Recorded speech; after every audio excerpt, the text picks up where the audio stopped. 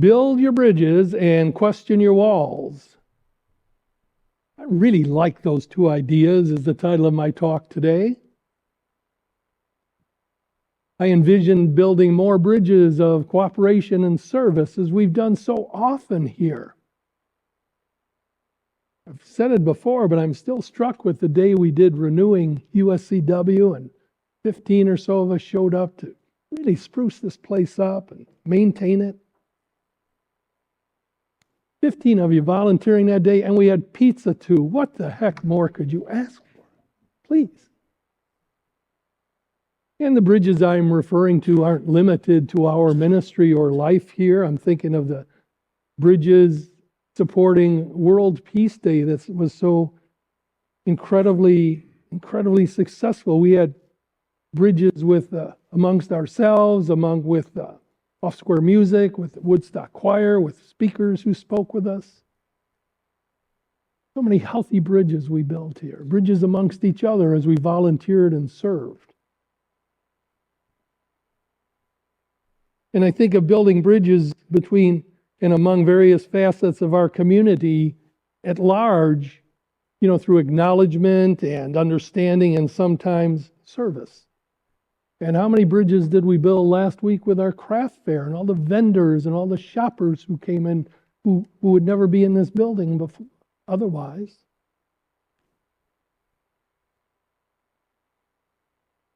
I see our ministry as a community that builds bridges.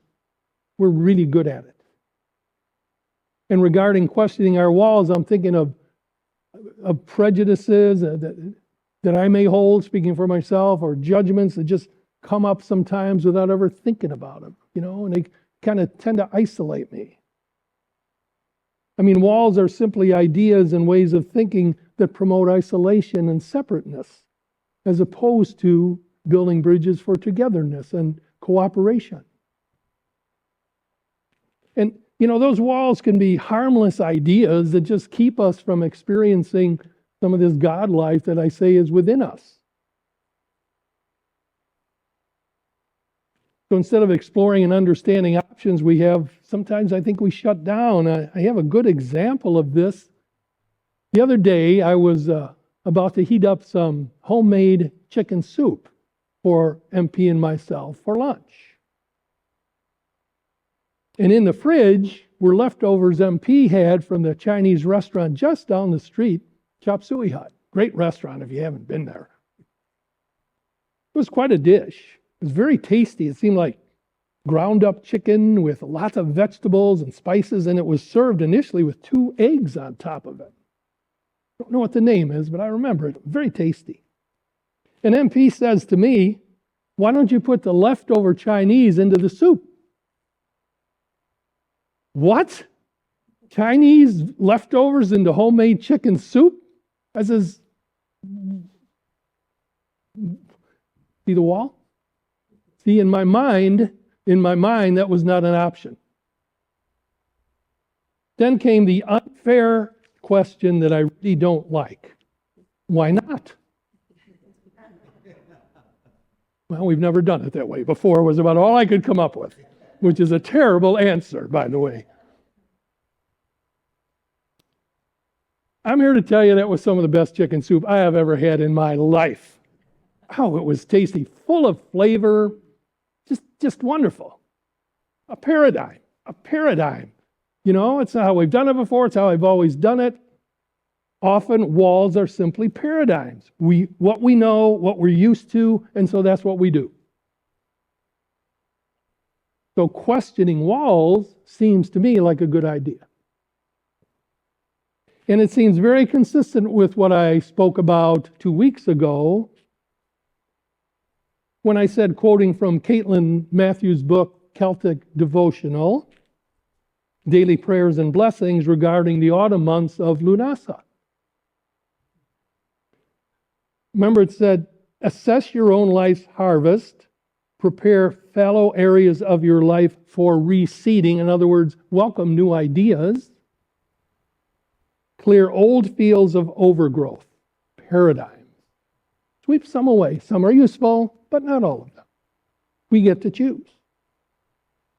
Our master teacher, Jesus of Nazareth, was consistent with these ideas, wasn't he?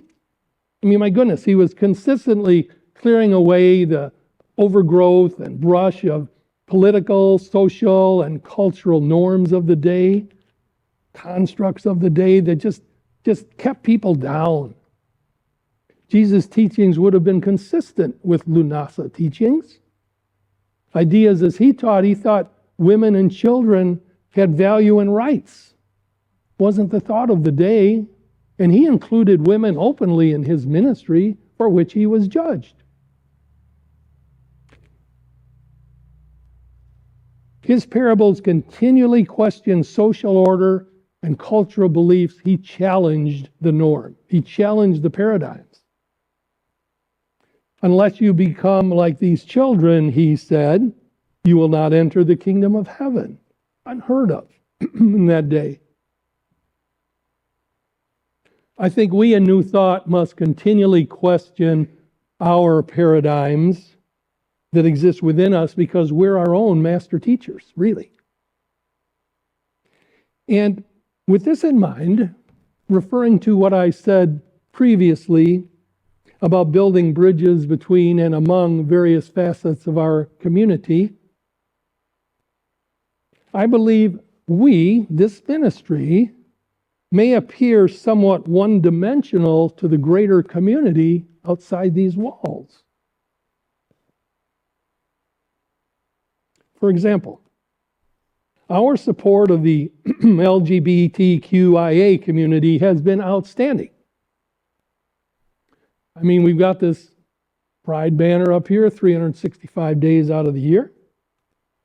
We decorated the church to the nines for the Pride Day parade. Goodness.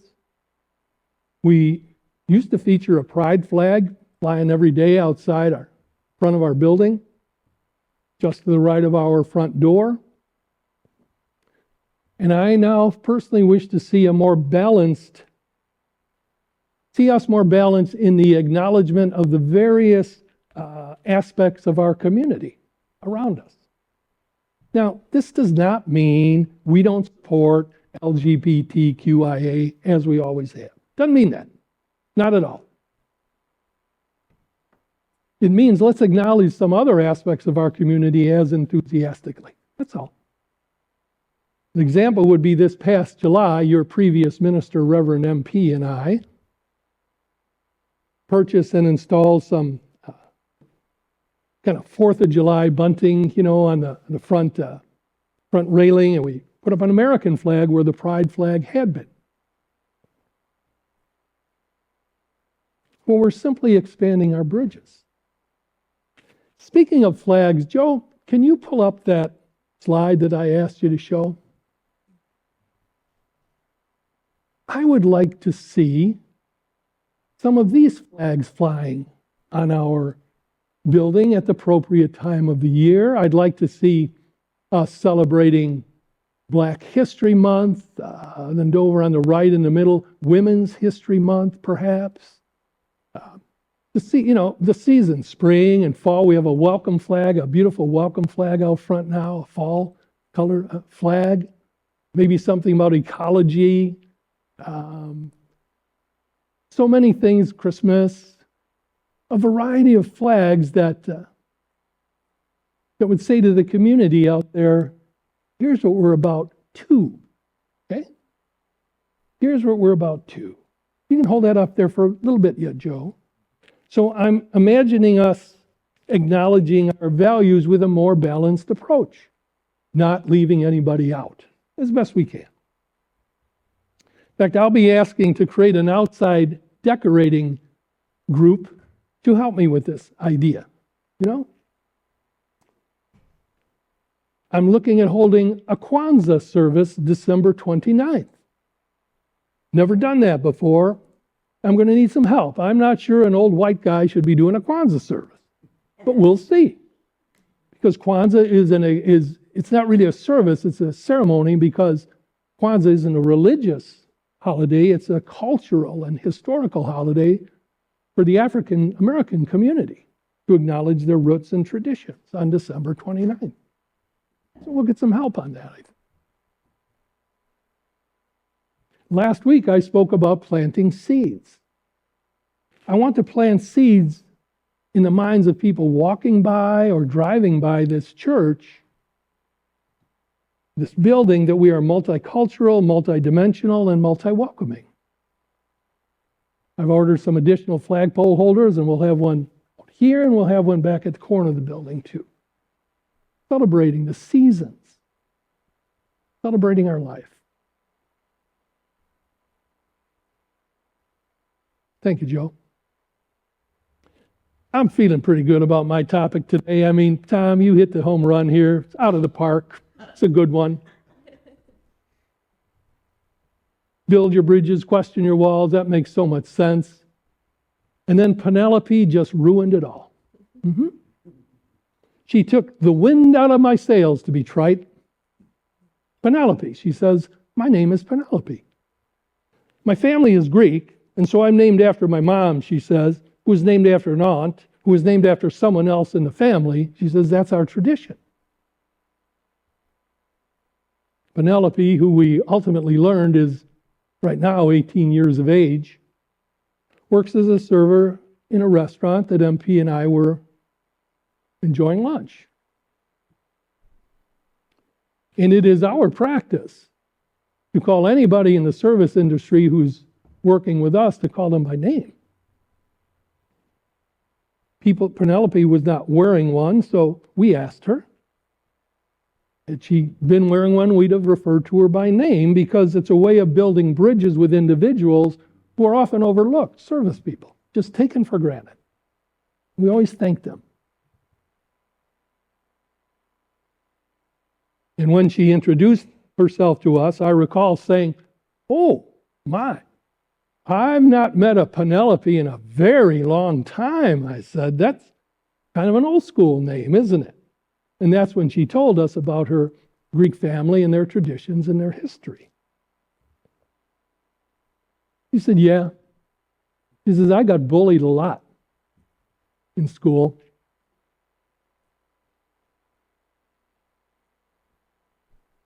I was the only Penelope, and the popular kids teased me a lot. It started me thinking, oh my God, is that what at least some of our culture is about? Let's find the smallest thing that's different about you and me, and I'm going to bully you about it. Then my mind starts wondering, well, hold on now. Maybe these kids doing the bullying were building bridges amongst themselves, finding a common target, so they now felt safe to express themselves by creating a victim of someone else. The title of my talk today is Build Your Bridges, Question Your Walls. Maybe the title of my talk today should be Question Your Bridges and Your Walls. Don't you get frustrated when that happens? I mean, I had this figured out. I had the answer. Sure enough, somebody comes along and just ruins my day. Oh well. Build bridges that unite us, where we support and accept each other. Question your walls that divide us, that prevent community. And then in this one example, I realize that sometimes we build bridges that don't serve us in healthy ways. And worse yet, sometimes maybe we need to build walls. As Penelope likely did to protect herself from the bully's insults. I hope she said to herself, I'm not going to listen to that stuff. I'm proud of my name. This is family tradition.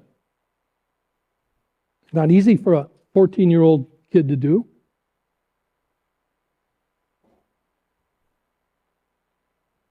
I think it's a good reason to point out that youth ministry in this ministry is essential, because we teach our young people about bullying, about insulating from that which might harm us. I inquired as to Maria about what are the kids going to be learning today.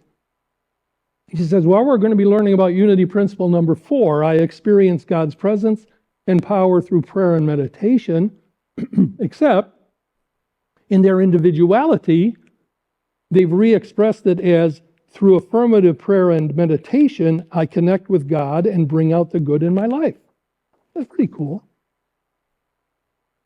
And they're also going to be reading The Legend of the Square Pumpkin. I'm thinking the Square Pumpkin got a lot of bullying when that puppy was growing up.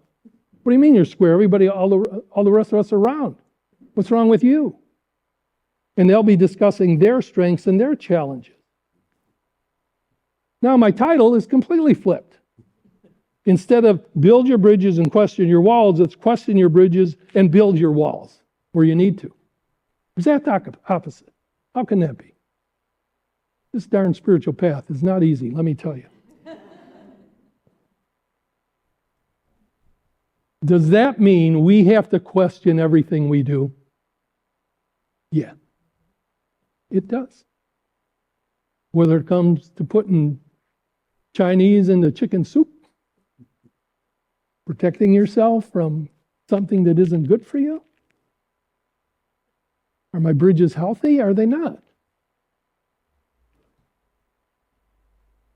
I'm thinking again what the autumn months of Lunasa have to tell us. Assess your own life's harvest. Prepare fallow areas of your life for reseeding. Welcome new ideas. Welcome new ideas. Clear old fields of overgrowth. Think about the way you've always done things. Think about the paradigms that lead you into what you've always done before. And maybe there's a new way. So in closing, I'm going to say one final comment. I'm thinking someday I'm going to wear a Unity t-shirt, and on the back it would say something like, our thoughts create our life, examine them often. And so it is. Thank you. Laurie?